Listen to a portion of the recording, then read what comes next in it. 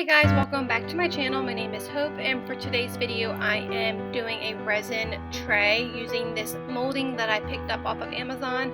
I believe the molding was like $14 and it came with 2 gold handlebars, which I ended up not using on this tray, but I'll always have them for another one if I decide to use them later. As for the resin, I almost was out of my Envirotex resin, which is my favorite brand that I've used by far, so I went ahead and mixed in another brand. It's called Art and Glow, and I'm not a huge fan of this brand. I got it off Amazon and it just was very thick. I don't know if it was old, but anyways, I ended up doing half and half of both of those brands, and I just did a 1-to-1 ratio of resin to hardener and filled my whole tray up with that, and then used the heat torch to blow out any air bubbles. As for the dried up flowers I have here, I picked those up off of Amazon. I believe I got 3 different packs for $15, and it was like 3 different color schemes. For this one, I ended up going with the purple. I just thought it was very pretty and girly, and I really like the color combo.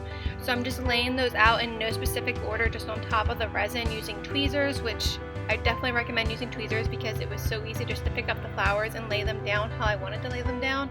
I end up going in with like a popsicle stick in a minute just to press down the flowers into the resin a little bit. That way, oh, I guess I used my tweezers, not a popsicle stick. Oh, and there's the popsicle stick. Anyways, I ended up just pressing the flowers down just to push them into the resin a little bit more. That way they weren't stuck on the surface.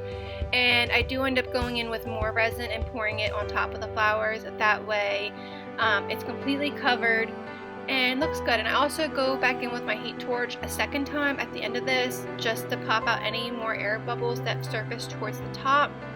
And yeah, that's pretty much it, guys. I'll show you in a couple seconds what the final result looked like. If you liked this video, please give it a thumbs up. If you haven't already, please subscribe, and I will see you guys in the next video. Thank you so much for watching.